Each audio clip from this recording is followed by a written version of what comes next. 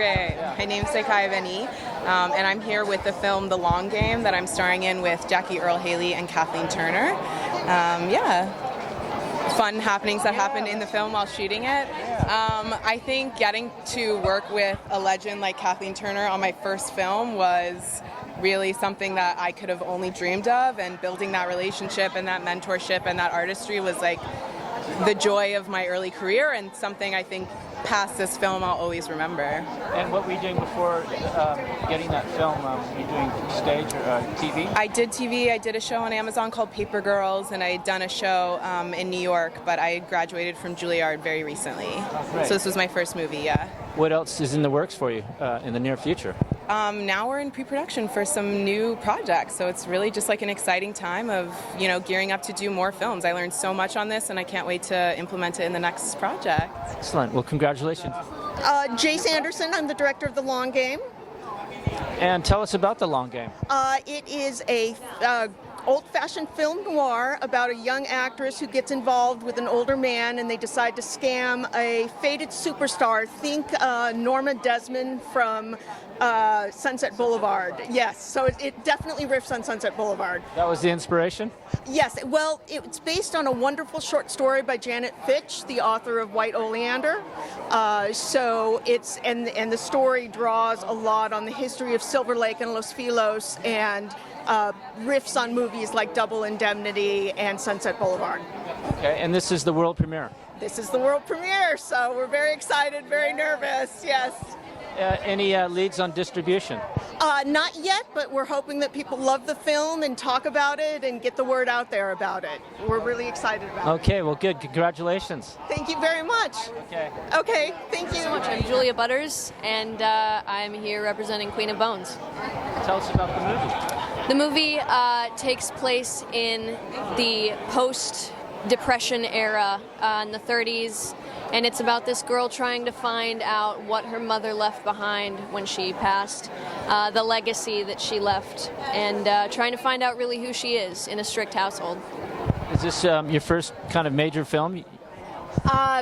I've been very, very fortunate to have done a few film festivals, and I'm very excited. It's always such an honor to be here, and I'm very, very excited.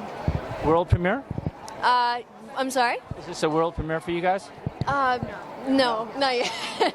Not yet. Very exciting, though. Okay, cool. Any other projects you got going on after this? Yeah, I'm writing a lot, trying to get some scripts done, and yeah, I got some secret fun lined up along the way. Cool. Hi, my name is Chloé Leriche. I'm a filmmaker producer of a film called Attica Makes Sons. And this is... Hi, my name is Oshim. I'm an actor of the film, and we're glad to be here. Great. So tell us a little about the movie. It's a film we shot, actually a couple of years ago. No, I'm sorry. I'm starting again. Is it okay? It's not live, this thing? It's okay. We'll make it work.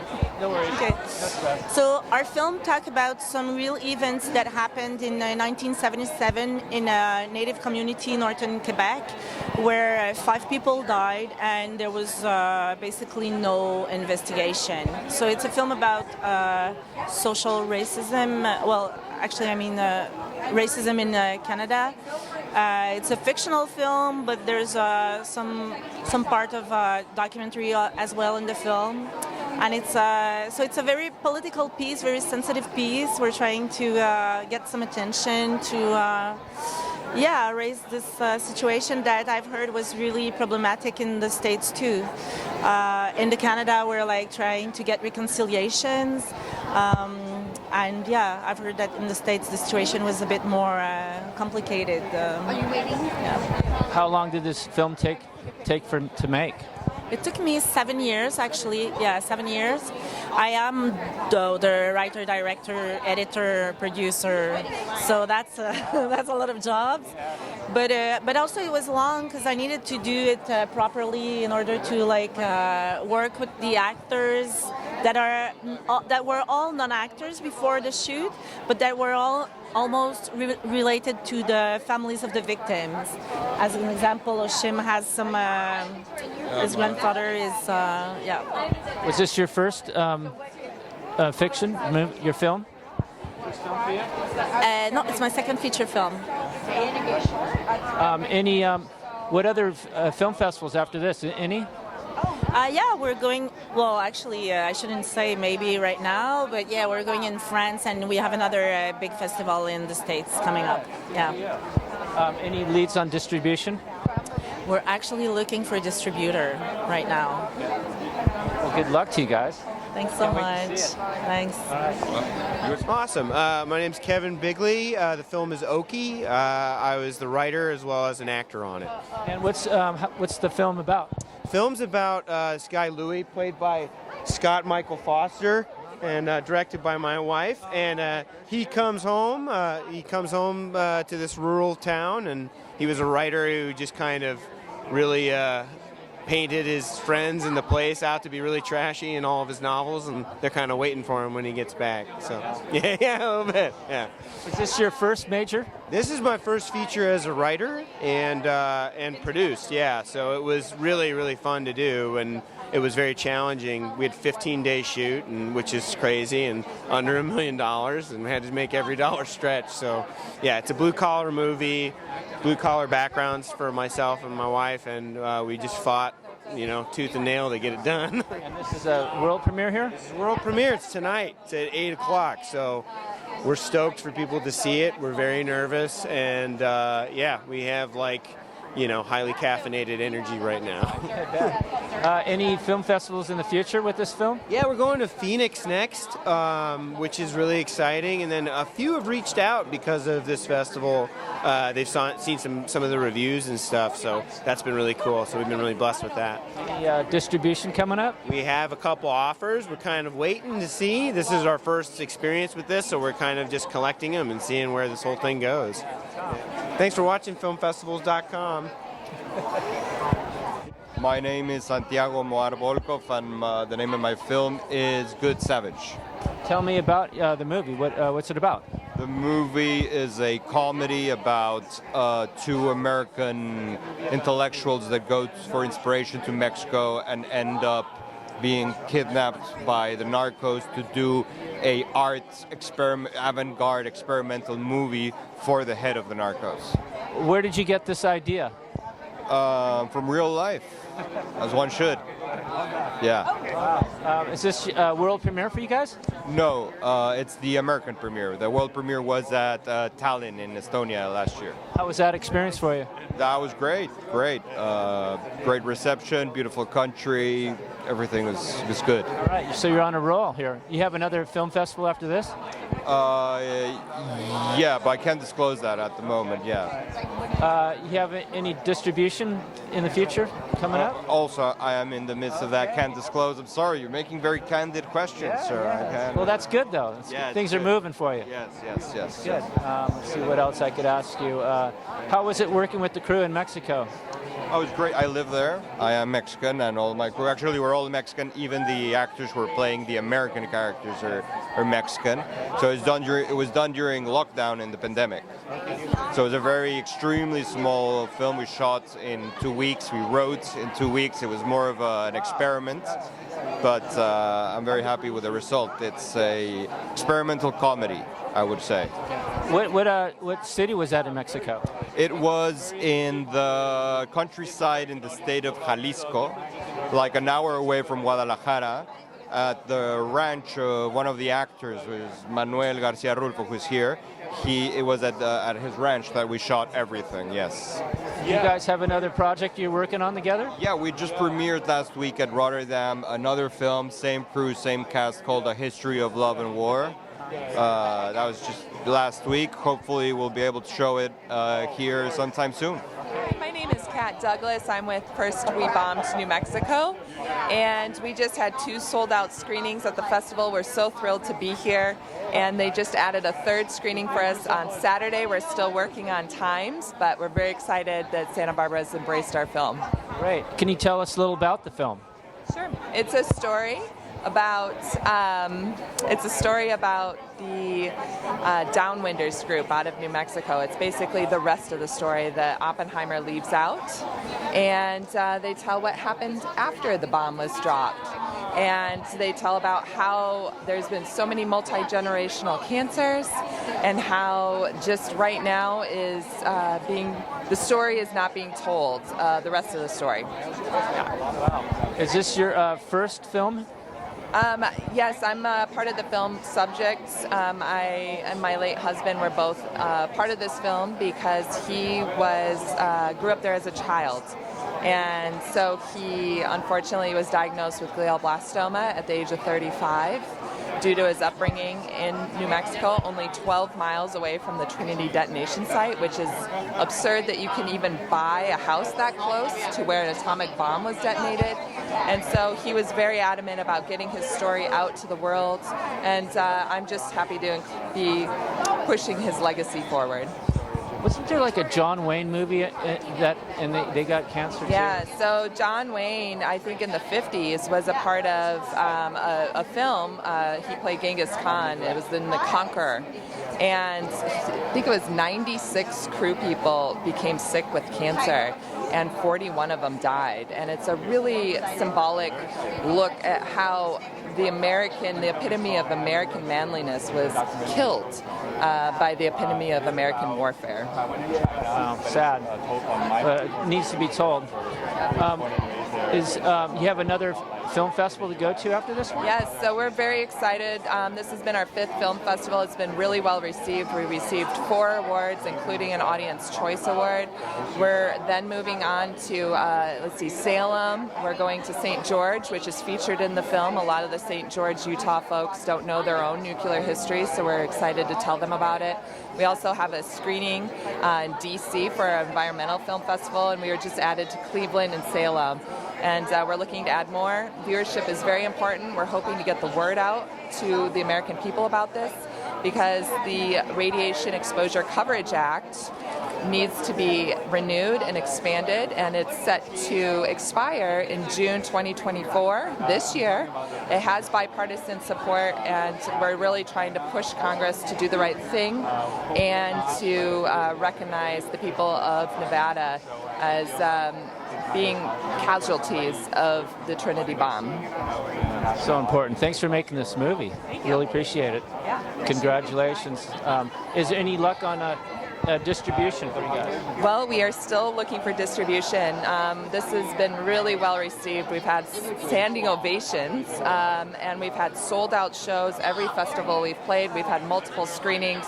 We just earned the Best of Fest in Palm Springs. And so yeah, if you know any distributors, we're really excited to get this in front of more people. I think this tells the rest of the Oppenheimer story, which granted it was 3 hours long, so ours isn't quite as long as that, but it is an important story to tell because it's the story of the people on the ground and what's actually happened there since they detonated the bomb. Well, thanks, Kat, and congratulations. Thank Yeah, you. can't wait to see it. When is the next showing so I can see it? Yeah, so it's showing here in Santa Barbara on Saturday. They just added the screening today, so we're not quite sure on times, but please stay tuned to the Santa Barbara International Film Festival channel. They will be announcing at a time for this Saturday, the 17th, and then we're in Utah, Cleveland, Salem, D.C., and some other places, but I'm totally forgetting. Yeah. All right, you guys are making it happen. Yeah, we're very excited. All right, well, congratulations. Thank you so much. Thank you. John Makins. I'm the director of Art and Life, the story of Jim Phillips, and it's a documentary about Jim Phillips' life and his struggles as an artist and what made him, what he is. Are you a skateboarder? Yes. So, how did you? So you've known you've known him for a while, haven't you? Yeah, we met back in 2008. We did some logo work together, and then came the idea to do a documentary about him, and he was into the idea, and then it took 12, 13 years to do this project. So we spent a lot of time together and got to know each other, and yeah, it was a really great experience. Is this your first film? Yes. Congratulations. Yeah, thank you. So what was it like you were just doing it yourself, so what was that experience like? I mean, yeah, it's kind of like getting thrown into the deep end, not knowing how to swim a little bit, but you just figure it out. And I got lucky and had a lot of support and aligned with the right people to kind of show me the ropes and make it happen. So his work's all over the world, isn't it? Yeah, it's artwork I think everybody is familiar with, but they just don't know who the artist is. So I think once they see this movie, it'll kind of connect those dots. And there's an artist in Santa Barbara, Court Johnson. He does Peralta. Do they know each other? Yeah, they do know each other. I believe they've done a collab together in the past. Yeah, BC Johnson. So with this experience, are you ready to do another film? I don't know yet. Yeah. No, I think so for sure. If it's the right, subject and something that I'm interested in. So is this a world premiere for you? Yes. Yeah, it's a world premiere. Do you have any film festivals after this? Yeah, we have San Luis Obispo, Florida Film Festival, Calgary so far, and then just waiting on a bunch of others. So the reception's pretty good. Can't wait to see it. Are you guys having another showing? Is it just, do you have another showing after today? Yep, there's a showing this Saturday, 8:40 p.m. Okay, cool. Yeah. I want to see it. Yeah, go check it out. Congratulations. Yeah, thank you. Right. Appreciate that. My name's Lois Littman, and I'm the director-producer of the feature documentary First We Bombed New Mexico. So I'm the director-producer. I made the film. I developed the story and followed the Downwinders for 9 years and edited the film. And we just finally are screening and winning awards at every festival. Can't wait to see it. Yeah, can't wait. It's played twice already, and they're going to play it again. Is that correct? That's right, because it's had such a strong audience resonance that they've just asked us if we'd screen again on Saturday. Do you live in New Mexico? Yes. And how long did it take you to make the film? 9 years. Wow. I mean, it's like a lifetime. It's a relief to have it done and have a great film. I mean, we kept working at it for 2.5 years. It's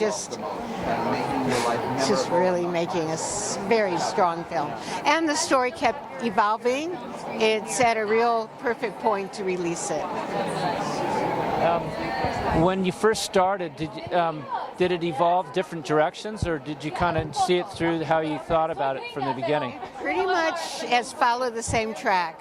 I mean, when I first discovered the story, which was astonishing that the world's first nuclear bomb was detonated in New Mexico, the Oppenheimer's Trinity bomb, is close as 12 miles from residents, and it's left a legacy of multi-generational cancers. I was astonished, and I knew I wanted to tell this story, but I didn't know how I would tell the story.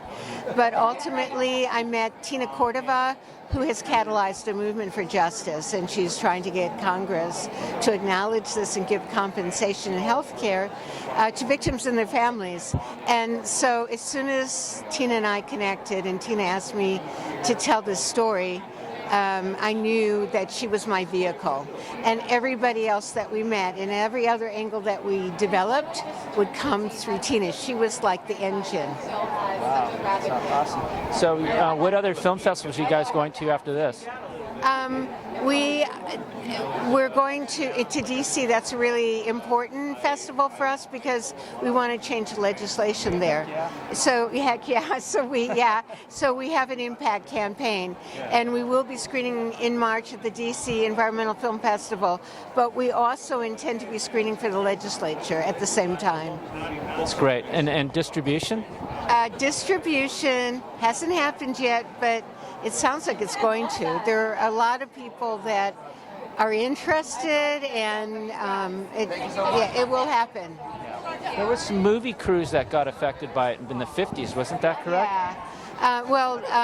The film The Conqueror that John Wayne starred in, it's supposed to be his worst film, and maybe his last film. Like half the crew got cancer and I think died. But that was in St. George, Utah. Well, that's another festival where we're going to screen, and that's a strategic decision on our part. That's going to be in 2.5 weeks because we want to change the legislation, and so we need to get those Republican congressmen of Utah to get on board and get off their seats. And so I strategically submitted to that festival so that the whole pile of downwinders are going to come in a van, and we're going to get media coverage and hopefully create momentum in the state of Utah so that we can impact their votes. Wow. Can't wait to see the film. I can't wait. Congratulations. Thank you. Thanks for the interview. Thank you. Bye-bye. What can I do for you? So you're presenting tonight. Yeah. Oh, yes, sort of. Yeah. And you're a virtuoso yourself. Oh, God bless you. Let's talk about you. Let's talk about. No, let's what have you been not. up to? Yeah. Not a heck of a lot. I haven't worked since the strike, so I haven't worked since June. But I'm going back to Only Murders in the Building in March. There we go. Yeah. Good, I got good. a job now. All right. So these youngsters are coming up here. Oh, these are youngsters? Oh, yeah, they are. Yeah. God, he's adorable. I don't know who he is, but he's cute. So Looks like a Mario Lopez knockoff in a good way. Yeah. Well, I can see why they wanted you to present. You're a natural at it. Yeah. Thanks for watching filmfestivals.com.